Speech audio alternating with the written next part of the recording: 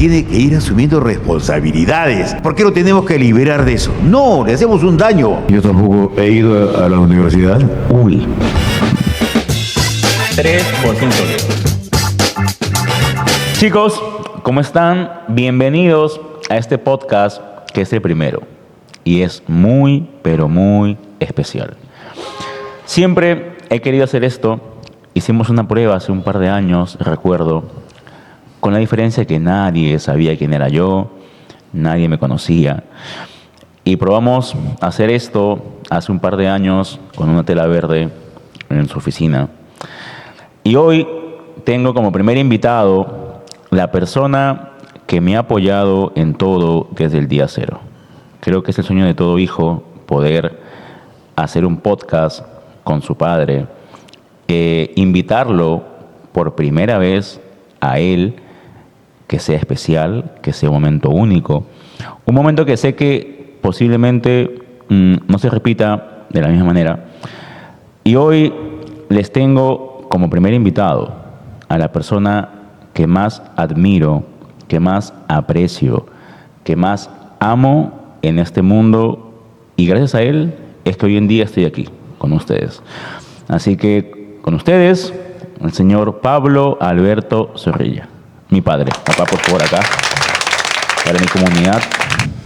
Hijo, amigos de la teleaudiencia, porque es una teleaudiencia,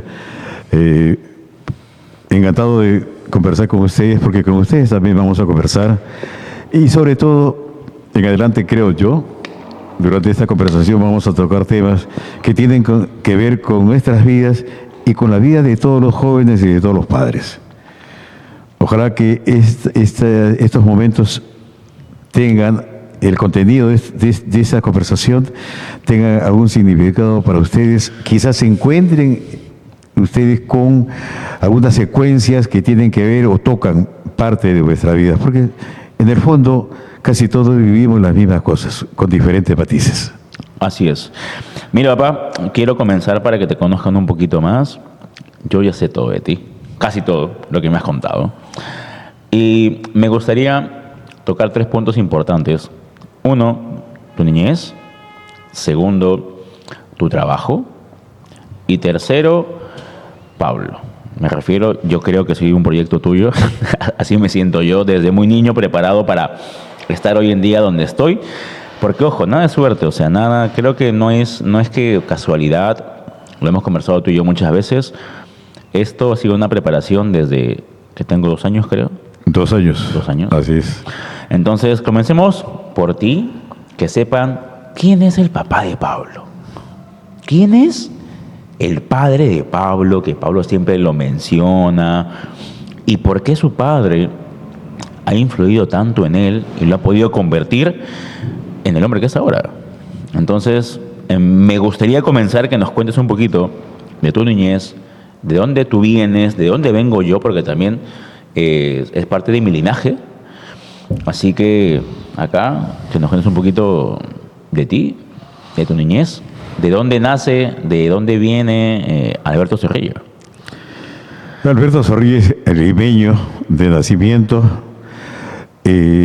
Ya hace muchísimos años, tantos años que he perdido la memoria, ya no sé, y prefiero no recordar cuántos años tengo, pero sí, son casi todos los años, muchos años de vivencias y de todo tipo de vivencias que tiene alguien que desafortunadamente tuvo una familia disfuncional. Solamente conocía a mi madre, y a mi padre lo conocí cuando tenía más o menos 10 años por un generoso delicadeza de uno de mis tíos que me llevó a conocer a mi padre a los 10 años de edad. Lo vi durante 10 minutos y luego salí corriendo de su casa.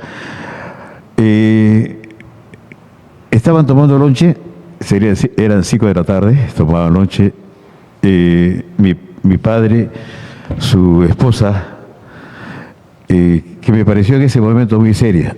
Pero luego esta imagen de ella cambió completamente al pasar los años. Pero en ese momento me sentí un poco relegado. estaban tomando lonche, sacaron un cajón de frutas, me sentaron afuera y me pusieron sobre una taza de té y yo me siento un poco despreciado, postergado, humillado. Me paré y me salí corriendo. De ahí no volví a ver a mi padre hasta que tuve 14 años, no lo volví a ver. Y luego, por circunstancias de la vida, me fui desarrollando, fui adquiriendo algunos conocimientos de las comunicaciones, porque esa es mi especialidad, que no logro dominar hasta ahora. Mi especialidad era hacer radio. Ingresé a una radioemisora a la edad de 9 años, pero no a trabajar propiamente dicho, no, de ninguna manera. Vendía para nuestra subsistencia, éramos tan pobres, mi mamá y 3 hermanos que tenía y mi padrastro, que desde muy temprana edad, 5 o 6 años, salía a vender a las calles, a los cines, vendía papa rellena, los domingos vendía tamales, en fin, me ganaba la vida y sobre todo como mis padres, mi padrastro y mi madre eran personas muy delicadas, mi madre diabética, con muchos problemas, mi padrastro era parapléjico. Entonces, había angustias económicas y vivíamos en una casa muy humilde, del distrito de Lince, frente al hospital del empleado. Entonces la vida fue dura al comienzo. Tuve que trabajar desde muy niño y la vida te da lecciones, te va enseñando. Entonces, y así fue transcurriendo mi vida. A los 10 años, como repito, ingresé a una radio de casualidad, se llamaba Radio San Cristóbal, Guayaga 515, en el centro de Lima. Y digo de casualidad porque me llamó la atención, había mucho movimiento de personas, un mediodía, parece que llegaba una artista internacional, creo que era Toña la Negra, una bolerista famosa, y había mucha gente que estaba tras la señora esta, extranjera, cubana, creo que era, o mexicana, no sé. Me llamó la atención, era un sótano, bajé por el sótano y había sido una radio. Yo no sabía que era una radio, no sabía. En mi casa no teníamos energía eléctrica, mucho menos teníamos receptor. Lo poco que conocía de radio era lo que escuchaba por las calles. Eso era lo que yo sabía. Y me llamó mucho la atención la radio. Desde ese momento, de manera continua, como hacía cargada de bolsas a las señoras, le cargaba sus paquetitos al tranvía en la esquina de Guayaga con Colmena. Y luego de eso iba a la radio y poco a poco me conocieron. Y en esos días trabajaba pues en la radio Augusto Ferrando, Santiago Ferrando, muchísimas estrellas de esa época, de la locución, de la actividad actoril, lectores de noticias. La radio era pues absolutamente diferente a la radio que hemos conocido nosotros en los últimos años, absolutamente diferente. Entonces me fui quedando, me conocieron, comencé a hacer mandados a los locutores que iban, Morosini, Ludwig, actores como García Calderón, Linda Guzmán, Violeta Burget, recuerdo esos nombres, yo los recuerdo muchísimo, Guillermo Morales Lazo, y sobre todo, que era dueño de esa radio, era don Pedro Tello Cadenas. Él era dueño de la emisora. ¿Qué te digo? Me acogieron, era.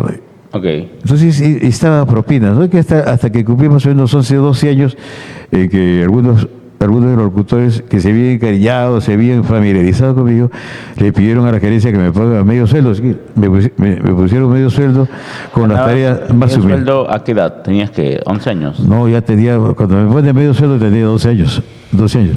Pero, 12 años trabajando. No, 12 años de edad. Y te digo, no sé si llamar un trabajo, porque no era un trabajo formal, una actividad formal.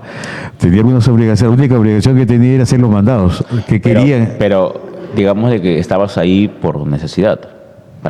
Me ayudaba. Un poco, claro. Poco a poco me fue ayudando en mis necesidades para resolver. Dinero para mi abuela, ¿no?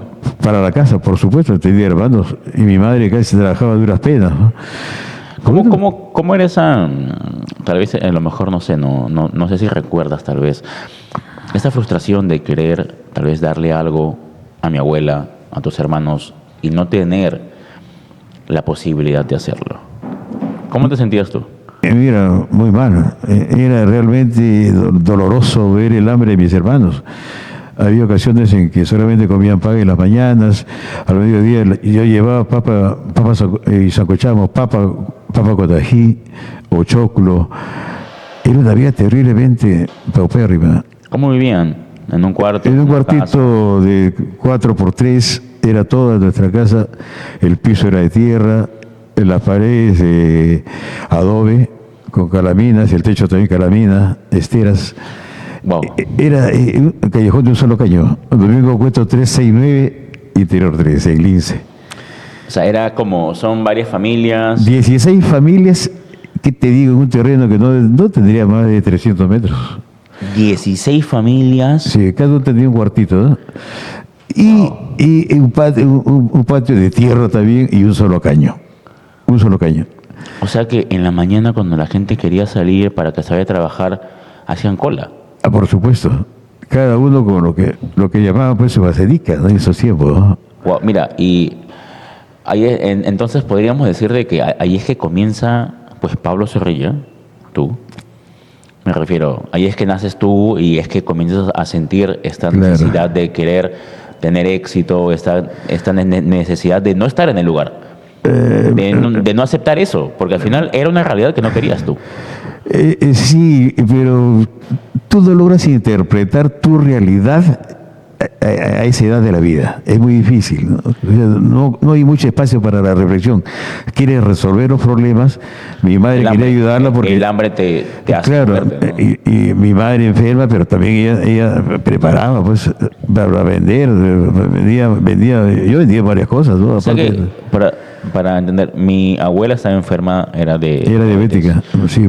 Aún así, ella preparaba cosas Sí, por para que supuesto. ustedes puedan ir a venderlos. Enferma del hígado, de los riñones, varias veces estuve internada en el hospital. Pero aún así trabajaba. Para mí fue un gran ejemplo, mi gran maestra de la vida.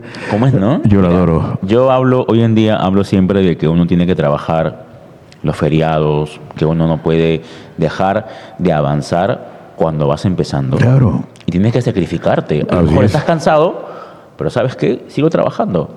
Y ahora que tú me cuentas esto, que no lo sabía. Entonces, como te decía, se podría decir de que ese hambre de trabajar o esas ganas de trabajar, sin importar las circunstancias, pues viene desde tiempo atrás, entonces. Sí. Desde mi abuela, tú, Era- yo y seguramente también mis hijos, Matías, Pablito, van a seguir igual. Así es. Increíble, ¿no? Así es, sí, sí. La vida fue muy dura, pero también muy aleccionadora. Me enseñó bastante la vida a temprana edad. Supe que es la postergación social. Vivíamos cerca de San Isidro, pero en Lince, por el hospital Rebagliati, al frente del hospital Rebagliati. Mi madre preparaba desayuno, almuerzo y lonche también para los trabajadores. Del hospital. Quienes construían el hospital. Ah, estaban que lo construían de Estaban, recién. sí. Y mi abuela preparaba comida para... Sí, para vender. Y ayudaba. Era momentos muy difíciles. Aparte de eso, yo me iba pues a buscar, que te digo, que cargar bultos al mercado central o a la parada. Y los sábados y domingos vendía tamales en Lince. En la tarde vendía papa rellena. En los cines en matiné. También me iba al hipódromo San Felipe, quedaba el hipódromo San Felipe, y me iba también al Estadio Nacional. Wow. O sea, Sí. eso es comenzar desde abajo. Así es. Sin nada, sin apoyo. No desde abajo, desde el subsuelo, de abajo y bien abajo. Sin embargo, mi madre, déjame decirte, me orientó sobre la importancia del trabajo y del estudio. Y fui un poco tarde al colegio, terminé la primaria en el colegio Escuela 99, en la cuadra 17 de la Avenida Arenales en Lince, había nocturna, estudié el tercero, de tercero ¿A qué edad acabaste? a los 13 años, 13 a 14, entonces estudié de noche. Estudiaba- Espérate, yo sé que recuerdo algo. Tú ibas al colegio con mi hermano. Eso fue mucho después. Sí, mucho después. ¿Cómo es el hecho de ser padre joven? ¿Cómo fue para ti? Porque yo también pasé por lo mismo. ¿Cómo fue para ti ser padre joven, tener esa responsabilidad? Quizá uno no le da la importancia de vida. La juventud, la falta de experiencia no te permite asumir ese error. Pero ¿cómo fue cuando supiste, oye, voy a tener un hijo, tengo que mantenerlo, tengo que ver por él, tengo que comprar los pañales, la leche? Porque para mí fue como que, bueno, estabas tú felizmente, ¿no? Pero igual, yo sentía de que quería hacerlo yo, no quería que tú me des nada. Desde el día uno yo quería ser yo quien vea por mi hijo y no estar como que de arrimado, que mi padre o mi madre me mantengan a mí y a mi hijo, ¿no? Pero en tu caso, porque a lo mejor recordemos que nuestro público es un público muy joven muchas veces y les va a tocar en algún momento la noticia de ser padres y tal vez sientan que no están preparados. ¿Cómo fue para ti? Antes de los 17 años, cuando tú comenzaste, nadie le da el valor primero, nadie asume la responsabilidad en toda su dimensión, nadie asume. Pero sí fue traumático. Fue traumático, me sentí muy que te digo, sobre una carga tremenda sobre mis hombros. Pero seguí trabajando. Ya estaba en la radio y por lo menos ya programaba la emisora, la programaba desde que tenía 14 años, era programador de la radio. ¿Y nunca te dijeron como, por ejemplo, esta frase, ¿no? Que yo escuchaba mucho, que era, uy, ya metiste la pata, ya te fregaste ya. Tienes un hijo joven, ya truncaste tu futuro. Era lo que a mí me decían. ¿A ti no te pasó eso? ¿No te dijeron eso de No. que, oye, ahora ya eres papá, No, ya no, fuiste no, ya? no, yo lo asumí con responsabilidad, eso sí, lo asumí. Luego hubieron determinadas circunstancias que quizás no sea el momento de tocar, más adelante vamos a hacerlo. Pero mi vida fue transcurriendo así en la radio. Es lo que mucho más recuerdo y mejor recuerdo también mi paso por las emisoras, por una emisora, Radio San Cristóbal, que después se llamó Onda Popular, donde comencé haciendo mandados y después fui director. No solamente de Onda Popular. Eso es bueno, mira, justamente ahí es que entra un tema. Yo creo de que he aprendido la manera de cómo escalar cuando entro a un nuevo negocio o algo que de recién estoy empezando a conocer. En tu caso, llegaste como el que hacía los mandados. Sí. Y te convertiste en la cabeza. En algún momento, claro que sí. En la cabeza, en el líder, en Claro el que director. sí. Y yo lo mismo, yo entré a Gamarra sin saber nada, como un ayudante, y acabé convirtiéndome en el rey de Gamarra. El nuevo rey de Gamarra. Claro, uno tiene esta capacidad de poder adquirir conocimiento de la gente, usarlo a tu favor y sobresalir. Entonces, uno a veces no se da cuenta de eso. Pero cuando tú me dijiste a mí, oye, entra, vende ropa, anda, vende acá, multiplica esto y vas a ver cómo vas a crecer así, suena fácil, pero creo que tú ya lo habías hecho. Por eso fue que me dijiste, mira, busca trabajo en un taller, sé como una esponja y ¡pum!, creces. Es que... Es que tú ya lo habías hecho. Sí, Entraste siendo el de los mandados y te convertiste en el director. sí, de 2 radios y además cuando tenía más o menos 20 años, el presidente de la Federación de Periodistas del Perú había tenido noticias de Alberto Zorrilla. Presumo, porque nunca me confirmaron esto de que había sido por recomendación de una de las personas que más se ha admirado en la radio, que se llamó Pedro Tío Caenas. Él fue el dueño de Onda Popular, de Radio Éxito, además presidente de la Asociación Interamericana de Radio, de todo el continente, representaba la radio. Era un personaje extraordinario, yo siempre lo admiré, muy culto, todo un señor, extraordinario personaje para mí de la radio, uno de los más valiosos que yo conocí en mi vida. Entonces, desde muy temprano a edad comencé a observar lo que después te recomendé. Estuve en la radio, pero fui como una esponja. Fui recogiendo de todos los quehaceres que había en una emisora.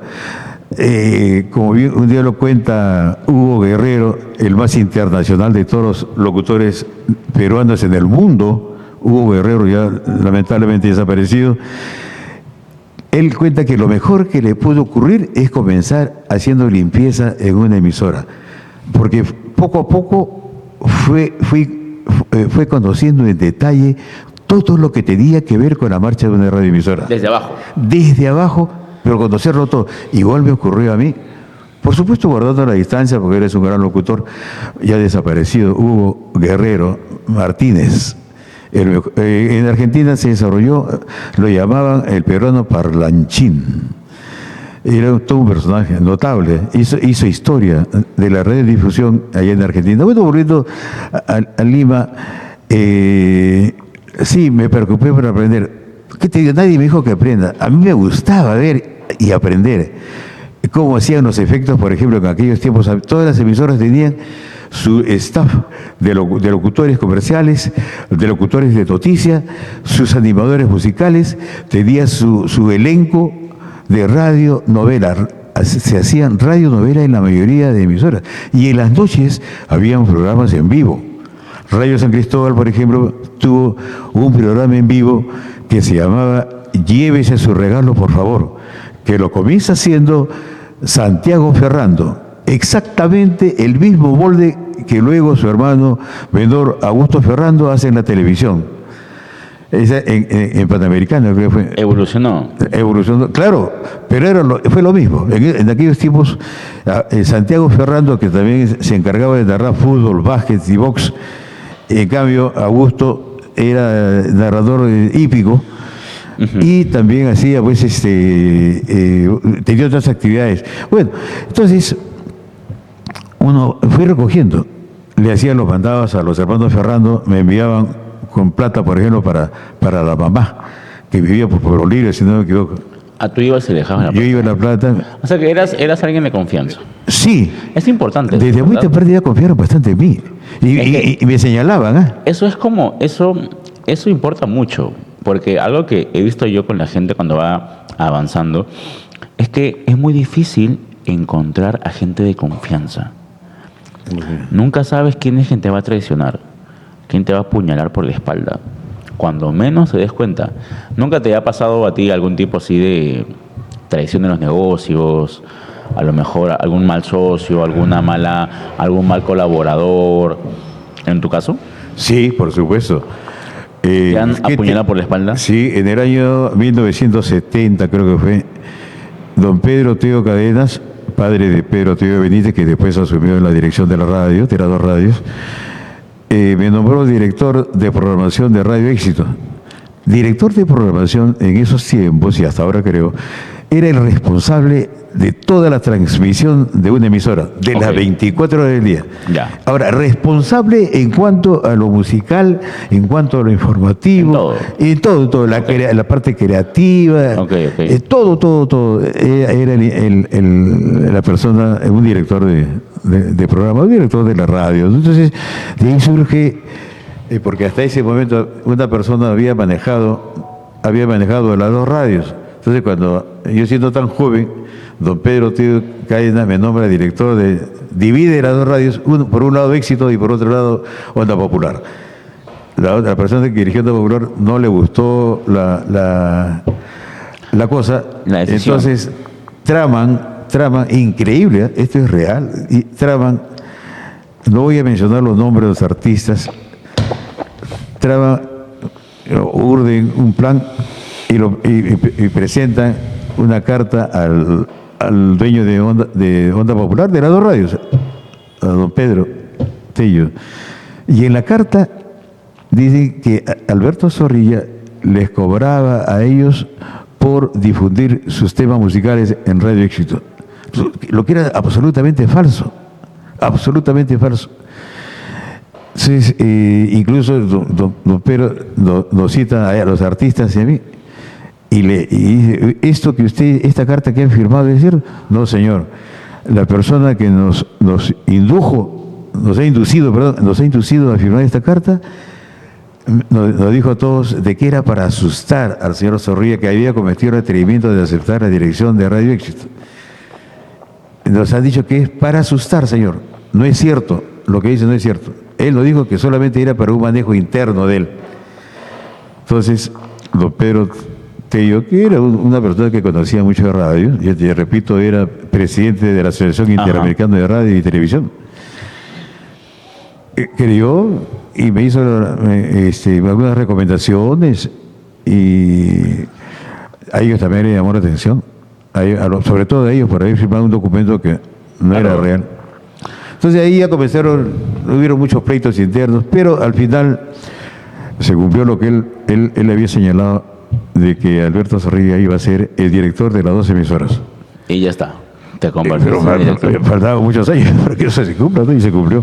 Cuéntame algo, con el tema de los eventos también, imagino de que en esa época estaba muy de moda la cumbia en el Perú. Así. Estaba muy de moda. ¿Cuáles eran los, no sé, imagino que estaban los Mirlo, ¿no? Pintura Roja? No, hay etapas. La primera etapa, cuando se ingresa a la música tropical, lo hacen dos grupos. Uno, los pacharacos, que mezclan la música, el huayno tradicional con la cumbia colombiana. Entonces ahí sale una cosa rara, y luego aparecen los yungas, que también hacen música tropical con guitarra eléctrica. Quien luego sigue es Enrique Delgado, que dice que él es creador de la chicha. Sin embargo, otro personaje muy respetable también, la señora Jesús Vázquez, aseguraba de que ella le había puesto nombre de chicha a esa modalidad musical, la cumbia andina peruana. Eso no es cierto, ninguno de ellos le puso nombre a la chicha, nadie le puso nombre. Eso surgió de manera espontánea. Luego te explicaré, porque eso lo estoy escribiendo, el origen de la chicha en el Perú, de la cumbia peruana y la chicha. Y hay relato cómo desde 1950, cuando comienzan a venir la zona matancera al Perú con fuerza, los grupos puertorriqueños, el son cubano, comienza, la guaracha, el mambo, el merengue, el bayón, comienzan a invadir el mercado peruano. Entonces, de esa mezcolanza es que surge la chicha peruana. Pero creo que es materia de otro tema de conversación. ¿Cómo es manejar un centro un medio de comunicación tan importante? ¿Cómo se siente tener ese poder? Primero, que tiene que existir experiencia. Luego, vocación para el trabajo. Te exige mucho. Yo trabajaba 20 horas diarias.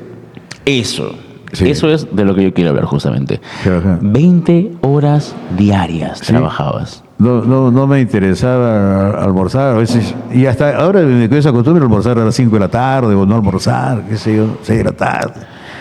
Pero tú consideras, porque uno, cuando uno está en la escuela, pues te dice, ¿no? Trabajas 8 horas, sales del colegio, un trabajo fijo y ya está.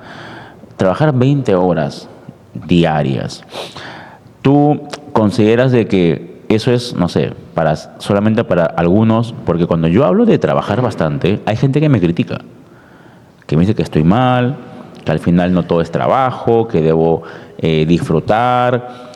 Yo siento que voy empezando. Cada uno, No puedo disfrutar. cada persona es dueña de su vida, cada persona es dueña de sus actos, del origen, del desarrollo y las consecuencias de sus actos. Si uno asume una responsabilidad... Mira, te pongo un ejemplo, que por supuesto quizás no venga al caso. Un ministro, hablo de buenos ministros, hablo de un buen presidente de la República, hablo de un buen congresista, hablo de un buen fiscal, Okay. sobre todo de fiscales y de jueces. Yo me imagino que para ellos tampoco hay horario. Cuando quieren trabajar en favor de la población, en favor de la nación, y quieren favorecer a los menos pudientes, pues tienen que entregarse en cuerpo y alma. Tienen que entregarse totalmente. Siguen Un funcionario público de esos niveles no tiene descanso, no debería tener descanso. Y, por ejemplo, para un emprendedor, en mi caso, ¿no? Tú me has visto a mí desde que yo te dije, papá, no sé qué hacer, papá, no sé, no tengo trabajo, no sé qué hacer con mi vida, tengo un hijo recién nacido. Entonces, para un emprendedor que recién va a empezar y que considera de que debe de trabajar 8 horas, estaría mal entonces. Por supuesto. Va a quebrar. Cuando tú te iniciaste en una labor que es la que tienes ahora más desarrollada, te dije bien claro, no siempre es buen negocio trabajar para otros. De ser posible, no trabajes para otros. Tampoco vas a ir a la universidad, porque tú vas a tener un hijo con esta chica, una argentina muy simpática, vas a tener un hijo y tú tienes responsabilidades con ella. Tus abuelos, tu abuelo, tu familia, a través tuyo, me enviaron el encargo que tú tenías que ir a la universidad. Y yo por ti, es que nunca pude ir a la universidad. Claro. Tú eres responsable de eso.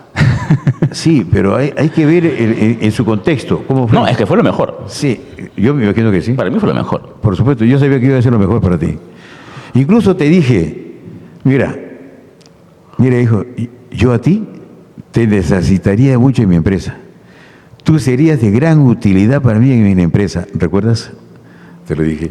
Porque ya te he visto condiciones de creatividad, de trabajo. Ya uno ya aprende a detectar en las personas al buen trabajador o al mal trabajador, al honesto, al mentiroso. Eso es fácil, cuando uno tiene experiencia es fácil detectarlos. Y ahora te dije, recordarás, tú serías de gran utilidad en esta empresa. Ya era mi empresa, porque no necesito gente creativa. Sin embargo, te haría un daño. Yo no podría pagarte lo que tú vas a ganar. Tú tienes que dedicarte a lo que tanto hemos hablado, el emprendimiento. No quiero que tú trabajes para otro, quiero que tú seas tu propio patrón. Y ser tu propio patrón, tu propio gerente, no significa que vas a trabajar mucho, al contrario, vas a trabajar más que cualquiera de aquellos que trabajen contigo. Vas a trabajar más, vas a dedicarle más tiempo. Caso contrario, no caminará.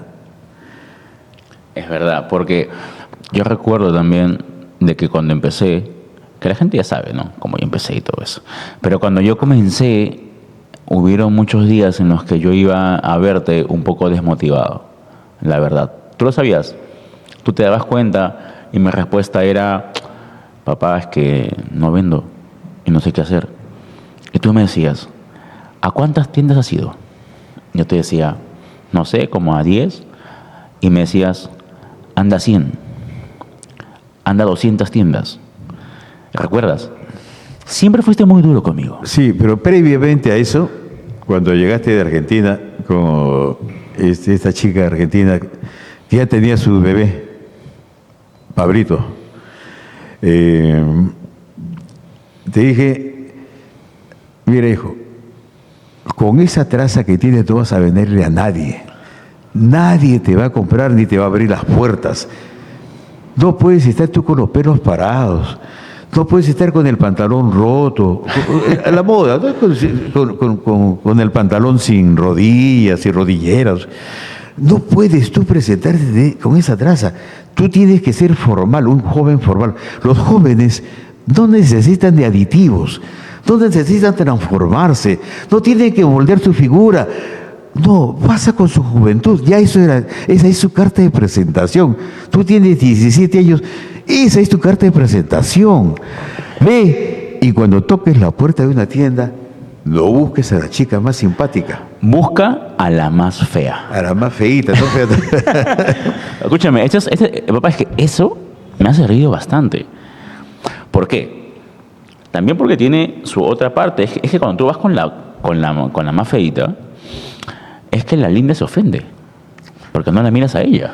¿Qué importa? Exactamente. Habrá Y ahora, otros que la miren. claro, pero, a ver, yo lo voy a explicar ya. Mi papá me dijo, hijo, cada vez que tú vayas a una tienda, busca a la más fea. ¿Por qué? La fea es la que tiene la confianza del dueño de la tienda. Así que si tú hablas con la fea le va a hablar al dueño de la tienda y le va a decir, oye, vino un joven, guapo, a dejar unos polos, Sin mentiras, por favor. Y podríamos comprarle, porque me cayó bien el joven. Entonces, ¿qué pasa? Porque a la fea nadie le da atención. No le paran bola. Llegas tú, te presentas, hola, ¿qué tal? ¿Cómo estás? Mira, yo vendo polos por mayor, tengo los mejores precios del mercado. Está muy linda. Ya está, vendiste. Así de simple. Y papá, yo así he vendido. De verdad, yo recuerdo que papá, hasta con los gays. Papá, yo estaba dispuesto a hacer de todo por vender, papá, y habían un montón, recuerdo que había un montón de gays. Eso fue en Polvos Azules, que me decían, ¿y cuándo vendes boxers? Porque yo era modelo, ¿te acuerdas? Yo me hice como un catálogo de hojas Bond con fotos mías y la ropa. Y eso, no sé dónde estará, pero ese catálogo, que lo hice con Brian en su casa, porque yo ni siquiera tenía computadora, ni internet, ni impresora. Brian me lo emprestaba. Mi primo, gracias. Y eso, yo cuando yo lo repartía, yo decía, este catálogo algún día valdrá oro. Y espero encontrarlo. Igual que tu foto con los Reyes de España. Espero... Me vas a acordar mi foto con los Reyes de España. Espero encontrarlo. A ver, para la gente que no sabe, ¿ok? Mi papá ha estado en la política también, en su mejor época. Y él tiene una foto con los Reyes de España, que yo la perdí, es la verdad. Mi mamá me la mandó, no sé si la mandó o no, se perdió. Pero mi padre, yo puedo decir que mi papá, uno, es importante. No es cualquier tipejo por ahí. Mi papá ha recibido a los Reyes de España. ¿Quién más puede decir eso? Nadie. Ojo, es la verdad. Sí. Me puede juntar con 100, con 1000 chicos de mi edad y yo puedo decir, mi papá recibió a los Reyes de España. Imagínate ese roce, Bueno, ¿no? eso se debió... ¿Cómo es conversar con un rey? Y justamente eso iba. Yo trabajaba al lado de Alberto Andrade Carmona, un hombre muy honesto, un alcalde extraordinario, y nos unió una buena amistad. Yo era regidor de Lima, del grupo de gobierno. Entonces, de repente, yo representaba al típico peruano. Ajá. Y además, en esos tiempos era conversador y de repente lo hacía mejor que ahora. Entonces, él me encargaba la mayor cantidad de representaciones del alcalde.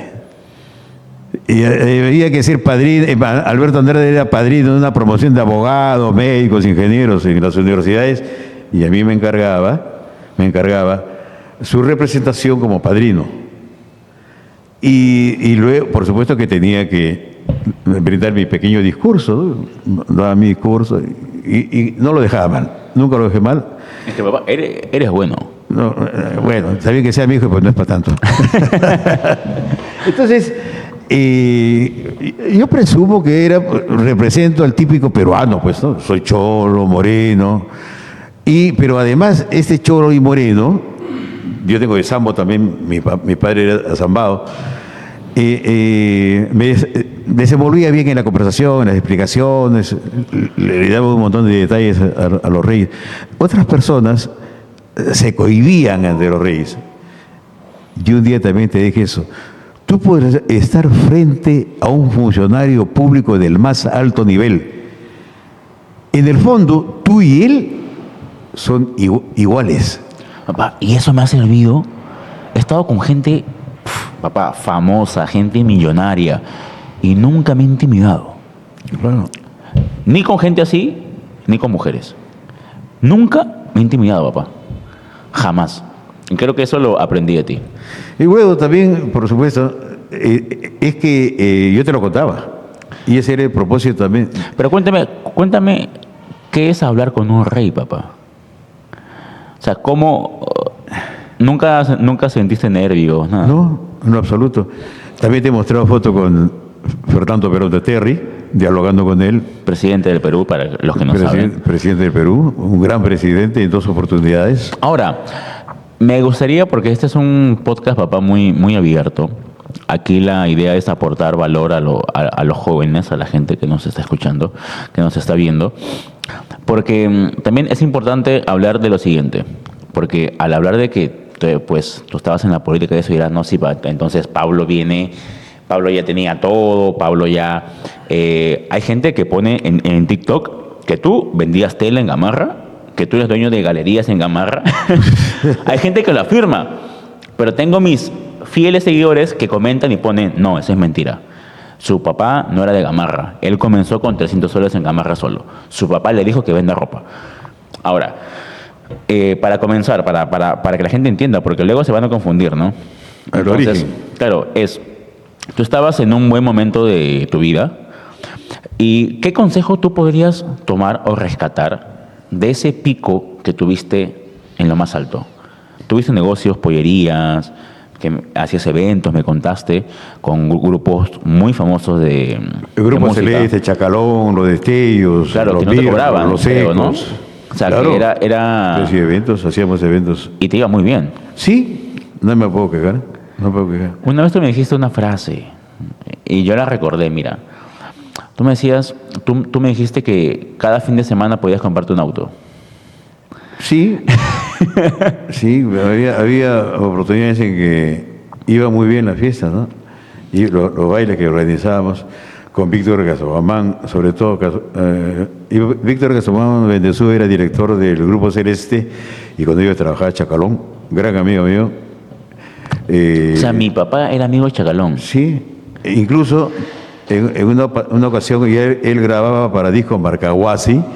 Marcahuasi viene de un pueblo. Sí, porque acá la gente no va a saber, porque recuerda que nos ve gente también de Estados Unidos, gente de Colombia, mucha gente de Bolivia. Entonces, a lo mejor no sepan la marca y eso, ¿no? No, pero de todas formas, ¿a dónde iba? Marcahuasi fue un emprendedor. Era el apellido, pero la razón social de un grupo de personas que vendían quesos en el mercado central. Pero queseros exitosos. Ok. Y no sé si hasta ahora continuarán. Pero ellos contrataron al Chacalón para formar una disquera y lo conquistaron con un carro Ford de los años 60. Chacalón feliz. Y firmó. Firmó contrato con ellos y dejó al Grupo Celeste. Entonces, poco a poco fue decayendo y otras razones por las que la sociedad que tenía con Casabamán se acabó. Un gran amigo con el que tengo muchísimas anécdotas con el Grupo Celeste, igual que con los Mirlos de Jorge. Imagino que esa es una vida un poquito también muy movida, ¿no? Porque es una vida nocturna, más que todo. Los bailes chicheros comenzaban a las 5 de la tarde y terminaban a las 11 de la noche. Ah, mira, o sea, no era tan... Ok, ya. No. Pero siempre uno se expone a muchas cosas. Por supuesto. Entonces, ¿cómo era para ti poder llevar un control como director, como político, como empresario de eventos? No, es que esa fue una etapa anterior a la política plena. Ok, antes. Fui primero regidor de San Juan de Urigancho. En San Juan de Urigancho fue regidor de Somos Lima, lo que después fue Somos Perú. Ok. Anteriormente a eso, era director de prensa de algunas radios apristas. Ok. Sincera aprista. Yo no tengo militancia aprista. Un partido político que merece todo mi respeto. Te he mostrado fotos con Alan García. ¿Verdad? Sí. Hay fotos con Alan García. He trabajado al lado de Armando Villanueva del Campo, porque yo dirigía los noticieros apristas. Ahora, algo importante, que también creo que lo he aprendido de ti, es a saber relacionarte bien con las personas y sobre todo con la gente importante. Porque, a ver, estamos hablando de lo siguiente. Mi papá, Comenzó en un cuarto, que dormía en el piso, que comía una vez al día, a ser director de una radio exitosa en el Perú, a estar con el presidente, con los artistas más famosos de la época. ¿Cómo es esa transición? Me refiero.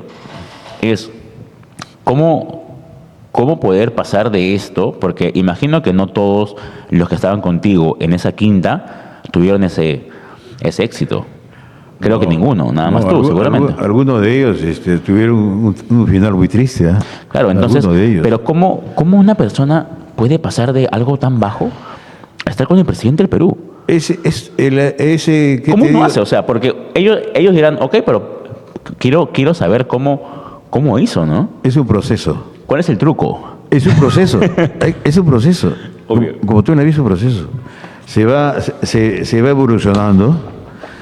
Y tú sabes, yo tampoco he ido a la universidad. Uy, vamos a hablar de... No he ido, no fui. No es que considere que la universidad no es necesaria. Yo creo que sí es necesaria, pero todo tiene su momento. Cuando tú quisiste ir a la universidad porque tu abuelo, la familia de tu mamá quería que vayas a la universidad y que yo te trabaje en la empresa, no era tu momento. Pero yo no te dije nunca que no vayas a la universidad totalmente. Te dije, no es el momento para que tú vayas a la universidad. Pero más adelante tienes que ir a la universidad para que tengas título. Es necesario un título que te respalde también, porque es una exigencia en la vida política, en la vida pública. Es una exigencia. Te exigen. Yo considero, bueno, hoy en día, uno que el tiempo pues no te da. Y los tiempos, papá, van cambiando. Por ejemplo, yo ahora si requiero de algo contable o lo que sea, pues llamo a un contador y lo contrato, ¿no? Pero sí me gustaría a lo mejor más adelante. Claro. Alguna carrera. Mira, hoy en día, papá, no sabría qué estudiar. De verdad. No sabría qué carrera elegir. Imagínate a un chico que sale del colegio y le pregunten, ¿qué quieres estudiar? Papá, si yo hoy en día no lo sé, imagínate un joven de 15 años decidiendo. Es un grave error que a veces los padres cometemos. ¿Cómo le vas a preguntar a tu hijo de 15 años qué quiere estudiar? Claro. ¿Qué va a saber él? ¿Qué sabe él de trabajo? ¿Qué sabe él de la vida? ¿De qué le conviene? ¿Qué no le... Una cosa es que te guste, por ejemplo, algo. La gente confunde, le gustan las letras, ya, él es bueno para tal cosa. Le gustan los números, ya, ingeniero. Así es como deciden, ¿no? Así es como consideran que tiene que ser. Pero está mal. Si le gusta la letra, que busque un rompecabezas, pues. Y si le gustan los números, que busque trabajar en un circo, pues. Claro, pero a lo que yo voy es de que muchas veces el error viene de los padres. Ellos, por querer hacer el bien, tal vez. Obviamente, nunca un padre tendrá una mala intención. No va a pensar. No. Pero Todo ¿qué pasa? desea lo mejor a los hijos. Pero, ¿qué pasa? De que muchas veces no saben qué es lo mejor. O lo que para ellos es lo mejor, en realidad es porque no conocen más opciones. Es la verdad. Mira, Pablo, no es cuestión de opciones de los padres u opciones de los hijos. La vida de una persona no se decide, de una nueva vida no se decide cuando tiene 16 años. Ese es el error. Porque nadie lo prepara ni en la escuela ni en el hogar para la vida. Los padres no enseñamos para la vida. Los padres esperamos que el muchacho tenga, o la chica tenga 16, 17 años que termina la secundaria para preguntarle, hijita, ¿qué quieres estudiar? O hijito, ¿qué quieres estudiar? O hijito, ¿en qué quieres trabajar?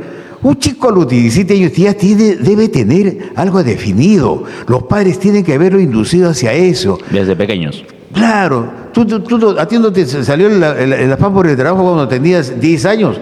Desde muy temprana edad se te enseñó a comportarte, a caminar por la calle. ¿Recuerdas cómo Siempre se camina por la calle? Al lado derecho. Después, mirando hacia atrás, mirando a los costados, adelante. ¿quién está detrás? ¿Quién está delante tuyo? ¿Y quién está a los costados? Una vez me salvaste que me asalten. Sí. ¿Te acuerdas? Claro, entonces, preparar, Tenía educar. 8 años ahí. ¿Sí? Era un niño, ¿eh? Era un niño de 8 años, creo, 10. Y me di cuenta que nos querían robar. No querían robar, me querían quitar el celular. Me querían quitar y me advertiste. Y ahí después ellos te decían que querían pegarte, ¿no? Sí. Felizmente quedamos rápido. Siempre he sido muy rápido. Y claro, por eso es adiestramiento, se va adiestrando. Cuando También- te digo, hijo, cuando te digo, mira hacia adelante, no es como una suerte de analogía. No se trata específicamente que en ese momento mires hacia adelante o hacia atrás para no tropezarte, no. Mirar hacia adelante es un mensaje que debe mantenerse durante toda la vida. Es más profundo. Claro, saber quiénes te rodean, por ejemplo, ¿no? Estar Saber qué me espera si continúo por este camino. Sí, también, pero sobre todo mi referencia, a lo que me refería era a qué personas tenías delante para seguir o qué personas había detrás para causarte un daño o a los costados para ponerte una zancadilla, para un tropezón. Los griegos, esta civilización ateniense sobre todo, de la que mucho te he hablado, que es una civilización que legó a la posteridad casi la mayor parte del conocimiento humano, del conocimiento occidental. Los griegos, yo adoro, aprecio la cultura griega. Desde luego, los griegos también aprendieron de los egipcios, también aprendieron de los chinos, también aprendieron de los hindúes, pero ellos fueron la concentración del conocimiento de su época, Entonces, ellos tenían un personaje entre sus dioses, o figurativamente era uno de sus dioses, era el bicéfalo. Los griegos ¿Qué es el enseñaban... bicéfalo? Ya te lo he dicho, te has olvidado. Sí. El bicéfalo era un personaje que servía de ejemplo. Es un Ya. una cabeza con dos caras. Ajá, así Una cara que miraba hacia adelante y otra cara que miraba hacia el pasado. Hacia adelante para que veas qué tienes más allá, qué te espera en el futuro o que pienses en el futuro, cómo debes caminar hacia adelante y atrás para que nunca olvides lo pasado. El pasado no tiene que olvidarse. El pasado hay que recordarle y también tiene que formar parte de nuestra orientación, de nuestro camino.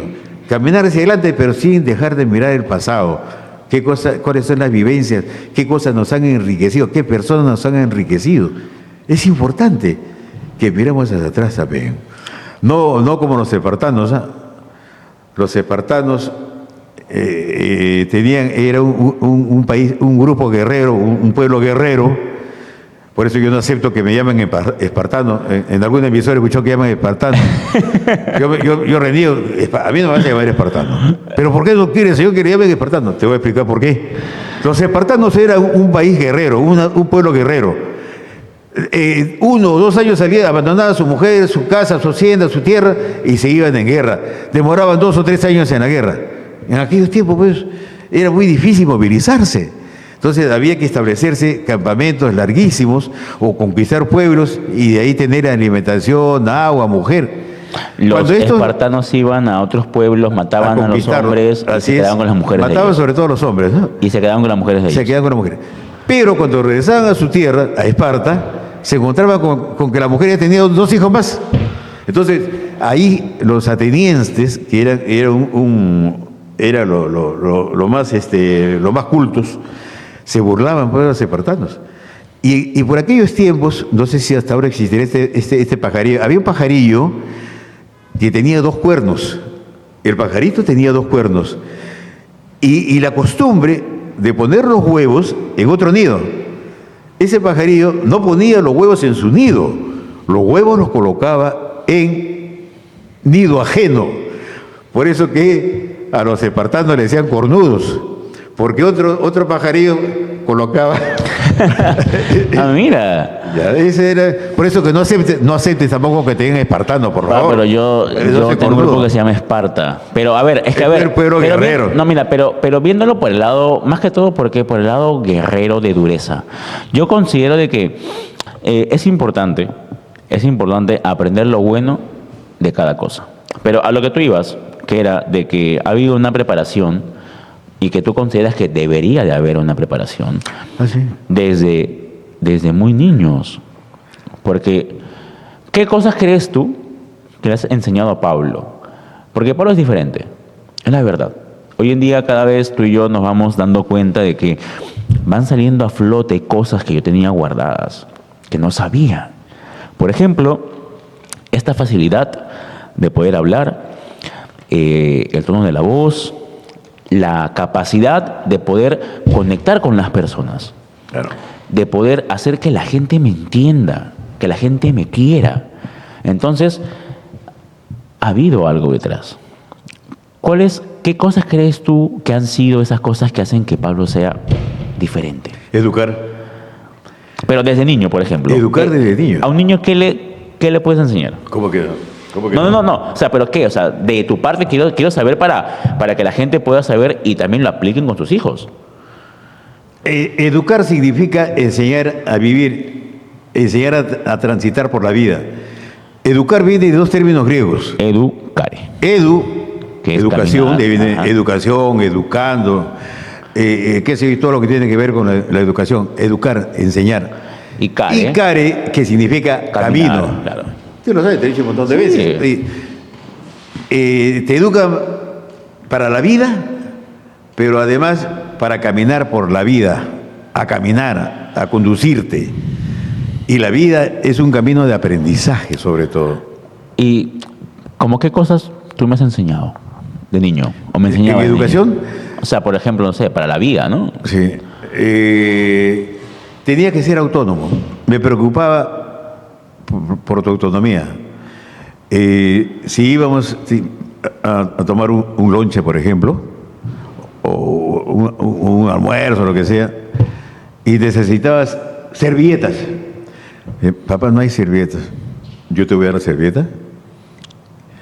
Tú ves esa persona que está en el mostrador, esas personas, ve, salúdalos, dile, señor o señorita, no tenemos servilleta en la mesa, o no tenemos azúcar, o no tenemos sal. O ketchup. Tú ibas, O tú mayonesa.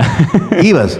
Claro. ¿No? Era muy pequeñito y le gritaba, señorita, en mi mesa no hay azúcar, en mi mesa no hay sal, en mi mesa no hay tal cosa.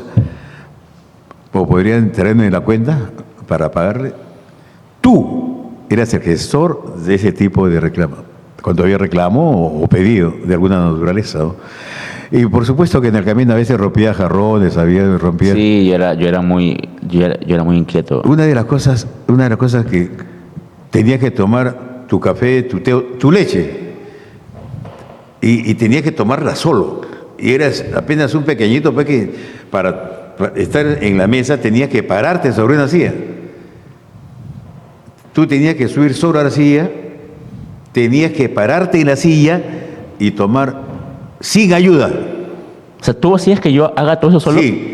¿Recuerdas que en una ocasión te fuiste sobre la mesa y te Y me quemaste? quemé, sí. ¿Te recuerdas? Sí, claro. Te Que quemaste. fue acá en Santa Mónica, acá en Lince. En Lince, ¿no?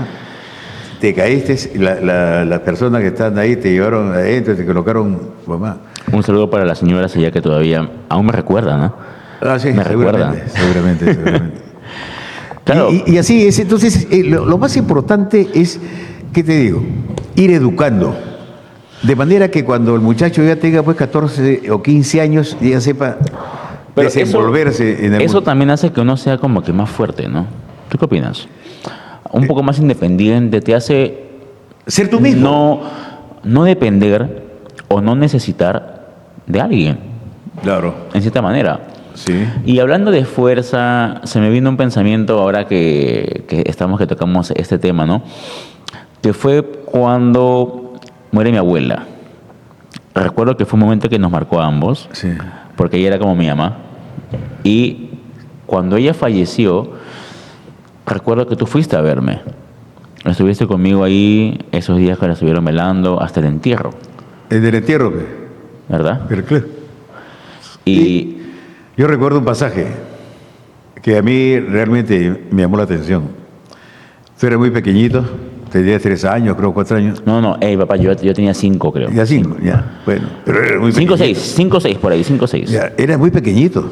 Era muy pequeñito. Bueno, aparte que La eres chato. edad ahora de Matías. Claro. Un niño, ya Chiquito. No, tú eras más pequeño. Matías tiene 6 años. Tú eres un poco más pequeño. Tendrías 4 o 5 años. Ok. Lo que me llamó la atención fue que apenas me viste, corriste y me abrazaste llorando.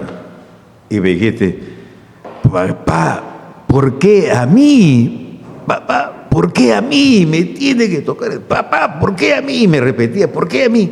O sea, reclamabas, no al papá, parece que le reclamabas al mundo, a la vida. ¿Por qué me dejan solo? Más solo. La única persona en mi casa que me cuida es mi abuela. Y ahora ya no está. ¿Por qué a mí, papá, me pasan todos los males? Entonces, eso realmente a mí me llamó bastante la atención. Como la vez en que yo te apoyaba cuando comenzaste a trabajar, Sí. te apoyaba semanalmente Tú me dabas para yo poder comer.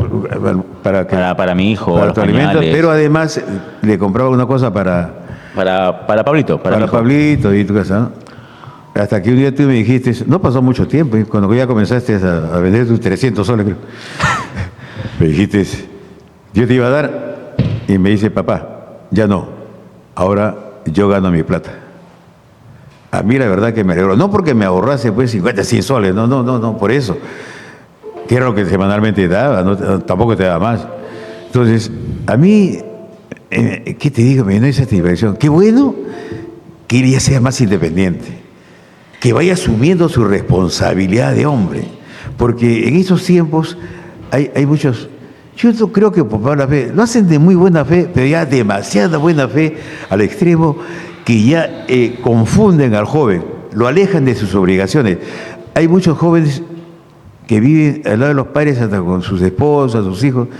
Bueno, si los padres pueden mantenerlo, pero tampoco no hay que darle mucha facilidad ni comodidad, malacostumbran. Y el joven tiene que aprender desde que ya trabaja, hijito. No, la madre muchas veces dice, hijito, mira, ve, esa platita que estás ganando, que sea para tus gastos, hijito. Esa platita que sea para tu ropita, hijito, no me des a mí.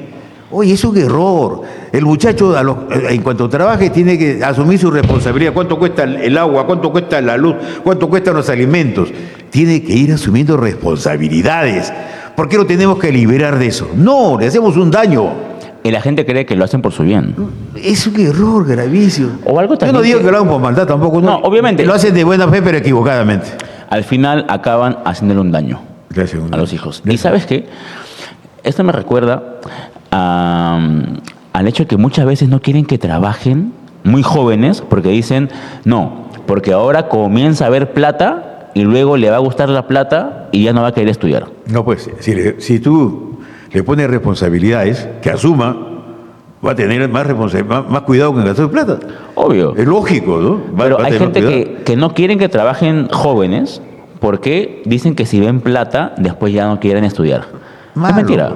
malo, ¿no? Está mal. Por eso es que es necesario que asuman responsabilidades. Si no tienen responsabilidades, van a gastar a diestra y siniestra pues la plata. Y eso no es. Hay que, desde la casa, por eso que la casa educa, la escuela instruye. Una cosa es educar, enseñar para la vida, y otra cosa es instruir. Instruir también viene de dos términos, uno creo que es griegos, dentro, instruir, construir conocimientos en el cerebro del joven. Por eso que en los programas educativos responden a programas que de manera progresiva van aumentando los conocimientos del joven, no de porrazo ni de manera desordenada. Por eso es que existen los programas de educación, que aquí en nuestro medio no se cumplen. Y sobre todo, los maestros, y ahí es otro problema, un gran porcentaje de maestros, lamentablemente, tendrá poder, la mejor buena voluntad, en muchos casos, pero no está preparado para enseñar. Ni siquiera está preparado para enseñar aquello para lo que prepararon. Entonces, hay una serie de confusiones acá y los maestros, pues, he conversado con muchos maestros y la verdad que me he preocupado. Me han preocupado muchísimo. Me han preocupado médicos, me han preocupado abogados, una serie de profesionales. En el ejercicio de la actividad pública he tenido ocasión incluso me han rodeado profesionales que no tenían idea de lo que era el manejo administrativo, ni cuáles son las funciones del regidor, de los directores. No sabían redactar un memorándum. Y eran profesionales. Profesionales. Y lo hacían mal. No tenían idea. Entonces, eso me trae a la memoria una palabra de Sócrates, una frase de Sócrates. El que solo de su ciencia sabe, ni su ciencia sabe. Qué buena frase. Eso es porque eso aplica en todo. Porque hay hombres que se enfocan solamente en ser buenos en una cosa. Y se olvidan del resto. Sí, perdona. Vamos a ampliar, estamos también limitando. No es el hombre, es la persona humana, hombre o mujer. Ok. O sea, pero hombre es lo mismo, creo, ¿no? Ok. Era lo mismo, pero ya no, ahora quieren la distinción. La distinción. ¿Tú qué opinas de eso? No me gusta el lenguaje inclusivo. No me gusta. No, yo lo respeto, o sea, yo lo respeto al final, pero no me gustaría, y yo siempre lo digo, porque hay gente que me dice, Pablo, pero es que me han propuesto, ¿no? Oye, haz una colección LGTB en tu ropa, que ya lo hizo Nike, lo hizo tal, y yo no quiero, la verdad. Yo respeto mucho, pero no quiero. Y yo pongo como ejemplo esto. En ese aspecto... Tú vas al aeropuerto y ves de que en la parte de los baños de hombres dicen baños de hombres y sus heterosexuales. No, y sus derivados, algo así. Sus afines, ya. Y yo, papá, es como que si mi hijo entra solo al baño, no quiero verlo al lado orinando de un homosexual. O con una señora. O con una señora, o con alguien vestido de mujer. Sí. Mi hijo tiene 5 años y yo lo mando solo al baño para que, ¿sabes qué? Para que aprenda también, ¿no? Es normal. Claro. Y no quisiera ver, tú no quisieras que tu hijo vaya a un gimnasio y se cambie al lado de un travesti, ¿o no? No. Nadie quisiera eso. Claro. No, tú no quisieras que tu hijo vaya solo en una mototaxi, o tu hija, no sé, al lado de un homosexual. ¿O me equivoco? Genera inseguridad. Claro, son de extremos. No confías. Pero hay temor por la agresión que pueden sufrir. Exactamente. Hay preocupación. Y yo creo de que hay que también saber hasta qué punto, porque hay cosas que se pasan, que no son aceptables. Papá, una pregunta. ¿Tú sabías que todo esto iba a pasar? La verdad. Mira, yo puedo ser de todo menos pitonizo. No doy para eso. No podría, no sabría, no. Yo hubiese deseado lo mejor para ti, siempre he deseado lo mejor para ti, y quizá esto estaba dentro de lo que yo deseaba, pero mi propósito era formar a una persona que sea útil en lo personal, en lo familiar, en lo social también. Porque esas son las dimensiones donde debe desarrollarse la persona humana, no solamente tu casa. Tú puedes tener tu casa, tu familia, pero también fuera de la puerta de tu casa ya formas parte del vecindario, ya formas parte de la sociedad más pequeña que es el distrito, y luego la más grande que es la nacional. Tú formas parte de una sociedad inmensa, rica, hermosa, maravillosa, somos parte de una nación, porque sobre todo somos una nación donde se conjugan muchísimos pareceres, muchísimos acontecimientos, porque la historia es parte de la nación, la geografía, todo es parte de la nación, todo es parte de la nación. Nuestra comida, nuestra ropa, nuestros antepasados, la nación, todos somos una sola nación. Entonces, nada mejor que el conocimiento de esta nación para que sea mejor nuestro desenvolvimiento. Hablando de eso, de que si tú sabías que esto iba a pasar, me recuerda un par de cosas. Una de ellas fue algo que estábamos tú y yo almorzando con Dayana, con Pablito, que estaba pequeño, y se iba, ¿recuerdas? Y que yo no quería que se vaya. Yo no quería que me dejaran. ¿Pablito tenía un año? Sí, como un año creo. Un año. Y tú le dijiste, recuerdo, a ella, a mi expareja, tú le dijiste, no lo dejes a mi hijo. Sí, le dije. Y le dijiste, porque te vas a arrepentir. Le dije. Y hace poco vino a Lima nuevamente y se lo repetí. ¿Recuerdas, Dayana, que te dije que mi hijo iba a triunfar? Sí, pero yo no sabía. Por supuesto que no sabía. Yo tampoco sabía si iba a triunfar. Él tampoco, pero triunfó. Yo tenía el convencimiento de que sí iba a triunfar. Te dije, no lo dejes porque él va a triunfar en la vida y te vas a arrepentir. Eso se lo dije. Y seguramente que ahora va a escucharlo, va a verlo. Y ella lo sabe y tengo el...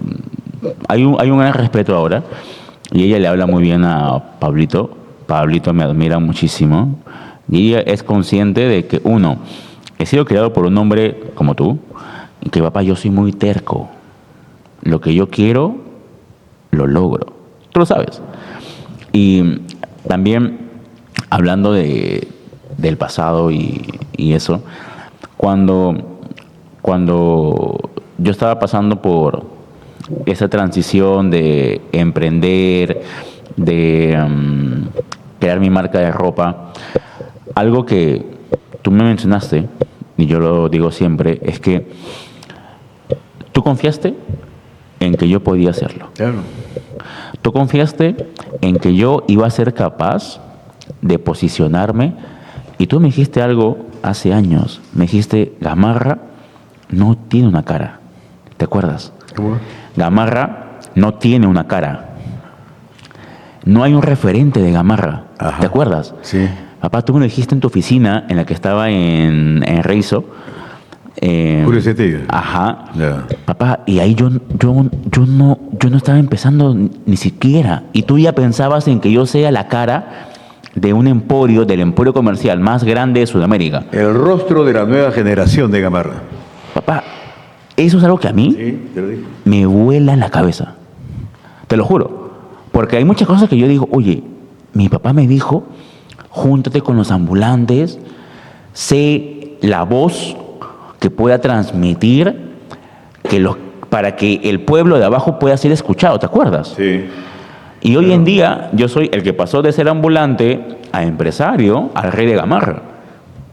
¿Cómo tú sabías eso? Intuición. Te digo, más que casi convicción. Te había dedicado tiempo, mucho tiempo, hemos hablado tanto, siempre hemos hablado sobre el trabajo, de que el hecho de que tú seas tu jefe, tu propio jefe, no significa que vas a trabajar más que el resto. Significa que vas a trabajar mucho más que todas las personas que están a tu lado. Vas a trabajar más. ¿Sí, tú me enseñaste? ¿Sí? Tú me enseñaste a mí a trabajar feriado. Sí. Yo recuerdo, tú me decías, pero es un día más, ¿o no? ¿Te acuerdas? Claro, que no sea un día más, que no sea un día perdido. Y creo que eso fue algo, uno, de que desde muy pequeño a mí me quedó. Y otra cosa que yo recuerdo cuando era pequeño era de que siempre estuviste ahí para mí. Y eso creo que para mí es muy importante. Tal vez si no hubiera sido así, yo no sería quien soy ahora. Y para recordar algo así muy personal entre ambos, fue de que cuando yo sufrí una pelea con un perro que casi me mata, y te llamaron a ti, ¿no? Sí. Que yo estaba todo ensangrentado. Papá, yo entré en pánico y no quería que ningún doctor se me acercara hasta que tú llegaras. Yo sentí como que si todo fuese una mentira, como si todo estuviera confabulando para hacerme daño, y quería que tú llegaras para que recién puedan coserme las heridas y eso. ¿Cómo que así ocurrió? Y papá, y yo llegué, me cosieron No. y no lloré nada. Cuando yo llegué. Claro, cuando tú llegaste, te abracé. Sí, me llamaron, me contaron de que un perro grande te había tirado ahí a la arena, a la tierra de Villa El Salvador, y que estaba parado sobre tu pecho y te estaba mordiendo. Te causó 13 mordeduras. Sangraba por todos lados. Te llevaron al hospital, pero tú no querías que nadie te toque hasta que llegue tu papá. Sí. Llegué, me abrazaste llorando y ahora sí. Y me cosieron mira, eso yo lo veo como una especie de confianza pura, porque muchas veces yo he sentido tal vez que no tengo a nadie, hasta que estás tú. Entonces, ya para poder culminar este bonito podcast que hemos hablado un poquito de todo, me gustaría, uno, pues que vengas más seguido. Porque quiero contar contigo. No es lo mismo que yo lo cuente solo a que lo cuente con la persona que me dijo desde el día uno, ¿no? Porque, papá, si yo vendo ropa es por ti. De verdad. Claro. Si tú en ese almuerzo me hubieras dicho, hijo, vende flores, hoy en día sería el rey de las flores. El rey de los muebles, si fueran muebles. De las piedras, si fueran piedras, no sé. Pero, papá, eso fue por ti. Y ¿Cómo tenías que ingresar a un taller? tal cual. Ser una esponja, aprender de todo. Y me dijiste, pero yo no tengo máquina, papá, ¿qué interés eso? Te dije cómo trabajaba Adidas, por ejemplo. En Adidas tienen un pequeño taller, pero ahí no cosen sus polos ni sus Se manda buzos. todo para cada país, es para China. Hay para muchísimos todo lado. países Claro. donde se hace, ¿no? Y otra cosa, recuerdo de que tú me presentaste a Salinas, que también nos llevó a su casa en San Isidro, ¿recuerdas? Sí, que sí. salimos de su casa en San Isidro y nos fuimos caminando a buscar taxi. Y tú me dijiste, es bueno tener un auto. ¿Recuerdas que hablábamos de un Camaro? Sí. Nunca hablamos de un Porsche, ni siquiera sabía de eso. Pero eso es bonito, porque creo de que tú has estado conmigo desde que yo comencé. Y ahora hay gente que también a ti te reconoce, papá. Hay gente que te reconoce a ti por el hecho de ser mi padre. Porque Sí. te han visto en TikTok. Me he encontrado con algunas personas cercanas de mi casa. Te cuento ya, finalmente, nos están esperando para irnos. Una última anécdota. Hace ya un mes atrás quise comer ceviche un domingo y me fui a comprar pescado a un mercado cerca de mi casa. Después de mucho tiempo. Compré pescado, a unos pasos está la verdulería, pido la cebolla y todas las cosas que tiene pues el ceviche. Entonces le pido la cuenta y el jovencito me dice, ¿es tanto, señor? Oye, ¿qué cosa? ¿Me estás alquilando tu kiosco? Yo bromeo, ¿para qué no es broma? ¿Me estás vendiendo tú? ¿Qué cosa estás haciendo? ¿Quién hizo la cuenta? ¿Quién hizo la cuenta? Yo, señor, el que la hace la paga, pues. Le digo, le tiré su cuenta. Y me dice, señor, ¿usted quiere descuento? Bueno, si es posible. ¿Cómo es posible que el papá del rey de Gamarra esté pidiendo descuento? Oye, Dime. a mí, mira, una vez yo fui a un evento y yo estaba con una máscara. Y yo estaba que pedía taxi, papá. Y yo me saco la máscara, pues. Y voy, papá, 200 soles, un taxi, del sur para acá. ¿Cómo que 200 soles? No, me dice, si eres el rey de Gamarra, pues. Papá, me puse la máscara, pido otro taxi, o sea, me pregunto, 80 soles. Con la máscara puesta. Ese es el pro y el contra. Así que, chicos, Pero falta, ojo, hay otros retos que no puedes olvidar. Uno, que tienes que servir a la sociedad que te ha dado todo. La Lo sociedad voy a es la que hacer. te da todo. Te ha permitido estudiar, correr por sus calles, disfrutar de sus parques, esos parques inseguros. Vamos a hablar de la seguridad también. Vamos a hablar de la seguridad, del descuido municipal. También tienes una serie de obligaciones con tu país, con tus congéneres, tu familia. Tienes que, te dije en algún momento, ser alcalde. Sirve a tu comunidad. Sé un buen alcalde, un alcalde honrado. ¿Qué es lo que nos falta a nosotros? nos falta pero es que claro, también es entregar mi tiempo, ¿no? Es entregar mi tiempo, mi energía a un grupo político que posiblemente tal vez no coincida conmigo, papá. Papá, yo soy una vez trabajando. Yo, papá, trabajo todo el día. Estoy desde las 6 a.m. acá trabajando hasta ahora. Entonces, yo creo de que si hay malos alcaldes es porque las personas que ejercen ese rol son malas personas. Peores son los que lo eligen, descuidados, desatendidos, no informados. Yo sería el primer alcalde, pues como que fitness, ¿no? Que trabaja. Que trabaja, claro, que trabaja y no que hace que en vivos por Kik y esas cosas, ¿no? Porque, papá, he visto payasadas de alcaldes por redes sociales que yo me pregunto, tendrías que estar un poquito más preocupado, ¿no? Y no haciendo estupideces porque el pueblo quiere a un alcalde serio. Nunca vas a ver a alguien de la Casa Blanca haciendo estupideces con gente, ¿o sí? No. Un alcalde no está para bromas. Un alcalde está para trabajar. Creo que una de las primeras observaciones que hacen esas poblaciones que eligen a Trump, por ejemplo, es de que eligen a una persona exitosa, a una persona que conozca el camino del éxito para que lo lleve de la mano, lo Tal cual. conduzca Y Trump, hacia el éxito. Trump es un hombre claro, rico, uno de los hombres obviamente. más ricos del mundo. Papá, y Trump, mira, es un ejemplo de hombre. ¿En qué sentido? A Trump le dispararon. Y hay una foto de él, papá, en la que sale, después que le disparan, él se levanta con el puño arriba, papá, ensangrentado, como diciendo, no pueden conmigo. Papá, es increíble. Y yo creo que por eso él ganó. Hay gente que afirma que fue marketing, ¿no? Papá, pero eso es un hombre de verdad. Sí. No esos que se la pasan por ahí haciendo TikToks. Son payasos, pues. No son, mira, de verdad, y esto, papá, esto es muy serio. La gente está que confunde en tener la atención de la gente, de tu público, para que puedas compartir tus cosas como funcionario, a hacer payasadas para llamar la atención.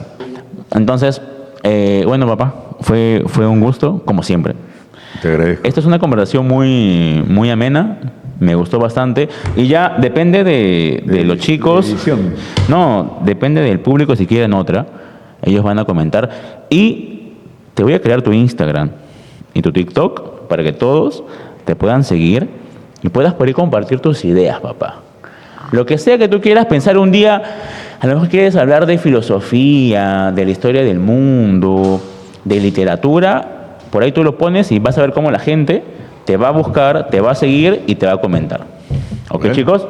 Así que fue un gusto Gracias. y hasta la próxima. Chao. 3 por 5.